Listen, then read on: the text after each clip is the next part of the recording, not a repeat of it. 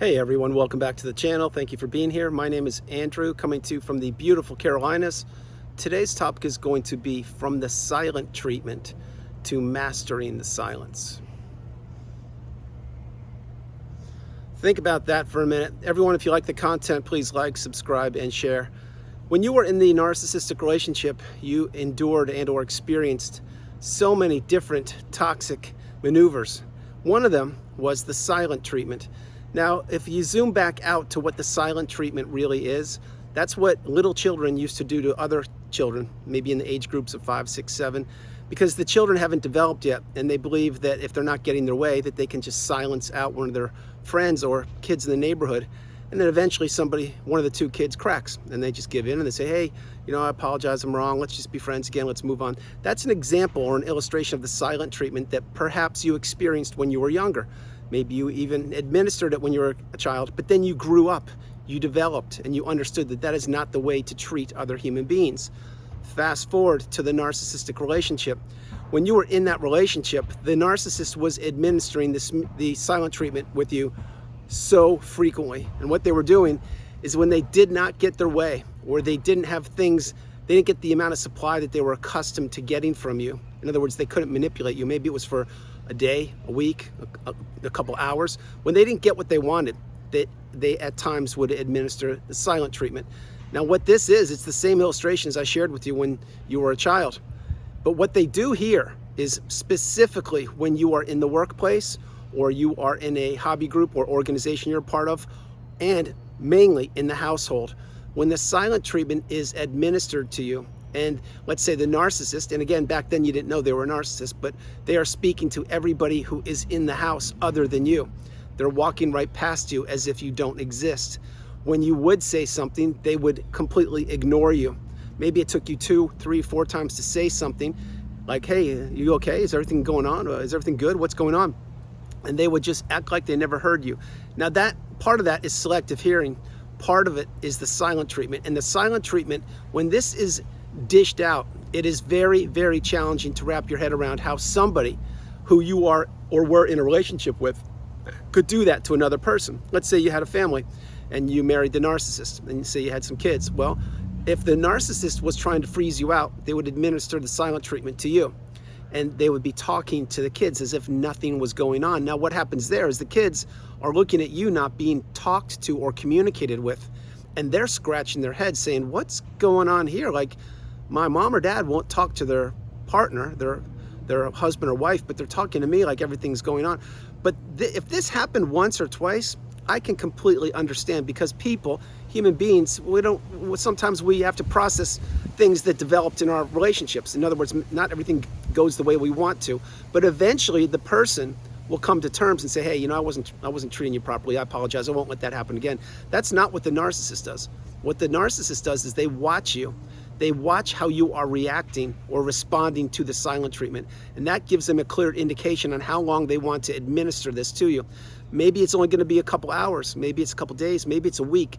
But drop comments below if you experience the silent treatment. This is not a good thing, because you are breathing the same air as the narcissist. You probably were supporting them, paying their bills, maybe putting kids through school and things like that, and maybe had a business together, married, who knows what you did. But when you are experiencing the silent treatment, it is not good. It completely invalidates you, your existence, your means to communicate, and you cannot wrap your head around it, specifically if there are other people living in the household, because these people are being treated relatively normal, if you will. Wink, wink. Point being, when you experience this, one of two things happened. And what happened was, usually you would have to break down and contact or talk to the narcissist and say, hey, what's going on? How come you're not talking to me? I don't understand. Like, what, did I do something? Or the other thing will happen is the narcissist will break down and talk to you. Now, the latter will not happen that often. The narcissist usually will not be the one to break down, because first of all, they're getting supply from giving you the silent treatment. Second of all, they know what makes you tick. They know what makes you you. And they're just playing the long waiting game. Again, they're waiting for you to come back to them and to apologize for something that you did or did not ever do. In other words, the narcissist, again, what they want to do is punish you for being you. And the silent treatment is one way they do this. They have their spouses or friends or whomever, their own children, parents, These people, who usually are empaths or kind, loving people, or people who don't know what narcissism is about, these people most times go back to the narcissist and apologize and say, hey, can we clear the air? Can we just, move forward? It's kind of uncomfortable living in the house, and it's kind of unusual and strange that you're not talking to me, and we're going on 4 days now. What's going on here? And yet you're talking with everybody else in person and on your smartphone like it's New Year's Eve. Like everything's going great, but you're isolating me. What is going on? This is what happens. And the narcissist, this is how they punish their spouses. This is how they punish people in the workplace. This is how they punish their own children and their own parents and friends. They dish out the silent treatment. And when you're in the relationship, you don't know what you're up against because you didn't know the definitions, the terms, the glossary. You did not know what narcissism was about. You're getting the wisdom now. You're applying the tools.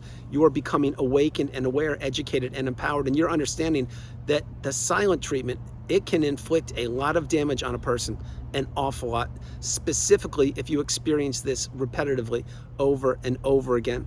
So go back in time when you were in the relationship. How often did you experience that silent treatment? Was it maybe once in, say, 6 or 7 years? Was it once every year? Was it multiple times in a year? Was it on a monthly basis? All of these things I'm sharing with you, these are tools and tactics of the toxic narcissistic individual. They weaponize anything they can against you. And when they are not communicating with you on purpose, and they are giving you the silent treatment, they are letting you know that you better come crawling back to them and apologize for something, anything, because they can play the waiting game a lot longer than you could. And again, drop comments below if this resonates with you, because I can assure you, if you experienced the silent treatment, you were the one that had to give in. You were the one that had to be the bigger person and apologize for something you didn't even know about. This is the mindset of the narcissist. They want to weaponize and use the silent treatment against people as often as they possibly can. And remember, the narcissist wants to isolate people. They want to isolate people from their own kids, their own parents, their own siblings, coworkers, neighbors, whoever they can isolate people from. Then they create wedges and drive wedges between these relationships. This is what gives the narcissist not only control and power and the ability to ruin one person's life or multiple lives, but also if they administer the silent treatment, now you don't have anyone to talk to. And that has a ripple effect at times also, which is exactly what the smear campaign is. If the silent treatment started with the narcissist, because it did, and then it rippled to the flying monkeys, then those people aren't talking to you either. And now you understand how this narcissistic abusive cycle goes on and on and on. The only way these relationships ever improve are when you remove yourself. You go no contact, you block the narcissist, delete them, and remove all flying monkeys and people associated with them. That's when you begin to heal. That's when you begin to process things. That's when you begin to slow your life down. And that's when you do not have to experience the silent treatment any longer. So if you understand that right now, let's say you're out of the relationship, and now you have friends or colleagues or neighbors, somebody who is giving you the silent treatment, and you now know what it is, that is a huge red flag right there. I would not take the bait. I would really understand and do something like utilizing gray rock, the rocks behind me on this beautiful wall. Just go radio silent. Gray rock is what I meant to say. Become small. Don't share information with them. Don't overshare information. Stay focused on yourself, because these people do not improve. They only get worse over time. Now, when the silent treatment, when you had it, and then you're learning to master the silence, that's a whole different part. That is post-narcissistic relationship, when you've healed or you're well on the healing path. You will find out there's a huge void in your life. And what once was is now gone. And the narcissist, they have now slithered away onto a new supply. Having said all those things, you had to put yourself back together. And one thing you found out rather quickly was that your network of friends or family members had imploded. It blew up on you. And many people drank the Kool-Aid, and they believed in the smear campaign of the narcissist. And they believed in all of the false rhetoric the narcissist was spewing about you. This is when your silence, it becomes a really challenging time to be alone by yourself. But I can assure you, because I did this, if you are in your silence, post-narcissistic relationship, and you are using your time wisely, you're healing, you're learning, you're growing, you're processing childhood wounds, you're understanding what narcissism is, you're seeing a therapist, you're meditating, you're eating healthier, you're getting out and exercising if you can, you're slowing your life down, you're focusing on yourself, and you're understanding that that relationship was not your fault. You were manipulated. You were taking advantage of the narcissistic person who knew exactly what they were doing, including giving you the silent treatment. But when you do all those things, your silence becomes a superpower, because when you block the narcissist and when you understand that you want nothing to do with them, essentially breaking the trauma bond, exiting the devaluation stage, and exiting the narcissistic fog. And again, that's no easy task. It will take time, but in time you will achieve and you will get to the goals, meaning healing. When you do all these things, then you understand your silence is actually a superpower. And that relationship that you were in, it almost took you down for the count, but it didn't. It did not do anything other than teach you that most people, or many people on the planet, do not have your best interest at heart. Many people are envious of you. Many people are jealous of you. Many people want to destroy you or take what was yours or what is yours because you're a beautiful, bright, shining light. That's how the narcissist saw you. And the narcissist weaponized anything against you they possibly could, specifically your strengths, which include your love, your empathy, your time, your commitment, your devotion, the way you communicate with people. They weaponized everything against you. Now, when you understand that your silence, you get to master your silence, this means now when you've healed or you're well on the healing path headed towards that pinnacle of indifference, the mountaintop of indifference, that means when you attend a function or a gathering or a get-together or a barbecue, you can communicate with anybody you want to, but you now pay attention to the red flags. You realize that oversharing is not good. You realize that doing more listening than talking is the path. And you also understand that when you do see red flags in individuals that you've met maybe once or twice, who knows, but in all these different environments now, if you're going out, when you realize that, you say, wait, I don't need this person in my life. I see some red flags. My instincts and intuition are screaming. I've been down that road before. Thank you, but no thank you. I don't need that 2-page report for you to tell me who you are. I already know who you are. That's a reference to the video. In many videos I create, I've shared with you, if the narcissist walked up to you and gave you a 2-page report explaining who they are and what they're going to do to you, would you have entered that relationship? No, you would not have. You would have run for the hills. And that's why I'm sharing that illustration, because you don't need that 2-page report anymore. You've learned the lifelong learning lessons. You're applying the tools. You have the wisdom. You have the experience. You have the knowledge. You have something that a college university course can't teach and prepare. You have to go through this yourself. You have to process childhood wounds and everything. You have to pick yourself up by the bootstraps and dust yourself off. And that's why your silence is a superpower. It's a masterful superpower, because when you drown out the narcissist, you do not listen to the rhetoric. You do understand that it is them that has all the issues and the concerns. It's not you. You're not the one with mental issues. You're not the one with concerns. The narcissist tried to switch places with you. They essentially wanted to take your beautiful, bright, shining light and keep you trapped in the low vibrational quagmire state where they exist. And they did that. They succeeded for a period of time.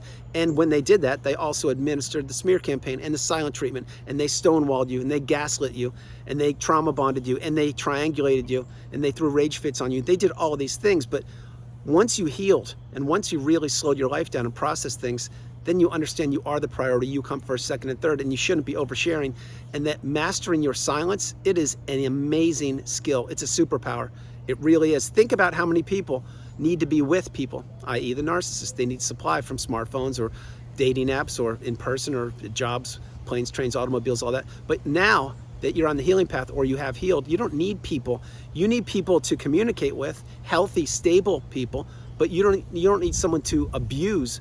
You need someone to be a support system for you. And you figured that out post-narcissistic relationship. Your support system blew up left, right, and center. And all those people weeded themselves out. What they don't understand is their life too will go sideways eventually one day, because that's what happens with all of us. It's just part of being a human being. But those people grabbed their popcorn and watched your life implode. And those people, number one, shame on you. Number two, you drank the Kool-Aid and you're probably getting a dose of the narcissist right now. And number three, don't be so eager to watch another person's life implode. It's not a good thing. It's not at all. You should be building people up, not trying to tear them down, and definitely not drinking the Kool-Aid. But all these things I'm mentioning with you, when you go from the silent treatment to mastering your silence, it's a huge, huge thing. If you have the ability to just be in your own house or outdoors in nature or anywhere, and you don't need a distraction. You don't need social media. You don't need someone chattering in your ear. You don't need to abuse somebody. What you do need is you need yourself to be yourself and to focus that, hey, slowing your life down is a beautiful thing. It's amazing. It is an awakening. It's an experience post-narcissistic relationship that not many people get to experience. They really don't. But when you do it, you understand, wow, that relationship, I did not want to go through it. It wasn't what I thought it was. I was taken advantage of and manipulated, but I am out, and I healed properly, and I took my time. And now my silence is a superpower, and it sends a clear, succinct message to not only the narcissist, but to anybody who I come across that, Hey, just because you ask me questions doesn't mean I have to answer. Just because you have the loudest voice in the room doesn't mean I have to pay attention. Just because I can tell who you are in a second doesn't mean I need to be communicating with you. This is the path. This is exactly what I'm sharing. This is a superpower on steroids that not many people acquire, but you have it or you're getting it. Understand the path is to go no contact and block the narcissist. Slow your life down. Enjoy the silence. Now, there are many times that people don't enjoy it, and I was one of them, but I did the heavy lifting. I did the processing. I did the crying for days, weeks, months, and years on end. And yes, that's what it was. And I processed childhood wounds and I healed. And it took me a long time to do it, but I did it. And now I'm there where many of you are, at the pinnacle of indifference, the mountaintop of indifference, when you no longer care about the narcissist or that period of time and the people associated with that period of time ever again. Those people are gone. That chapter's closed. Those people can do whatever they want to do. Just stay away from me. That's what you say. Just stay away from me. So having said that, understand, when you went from the silent treatment to your silence being a superpower, it's exactly what it is. Mastering your silence, it's exactly what it is. That's the message for this video. Be calm, be centered, be stoic, be within yourself, be in control. Do not let anybody ever rattle your cage again. Do not let an energy vampire take over. Do not show your emotions to people, meaning people that are just trying to push your buttons. Be free, be yourself. Live your best life, if not now, when. Everyone, that's the video. I hope you liked it. I loved doing it from the beautiful Carolinas. This is Andrew. Namaste. Have a great afternoon, evening, or morning, no matter where you are on the planet. You are not alone. Remember that. You are not alone. I love you all. God bless you. And if you experience the silent treatment, drop comments below. If you've mastered your silence, you understand what I'm talking about. You now speak the same language as me. You've now done something that most people don't get the opportunity to do and don't do, which is you've conquered the narcissistic relationship. And forever you are changed. You are a galvanized version of yourself. You are the strongest version of yourself known to humankind. I love you all. God bless you. I'll talk to you tomorrow. All right. Bye, guys.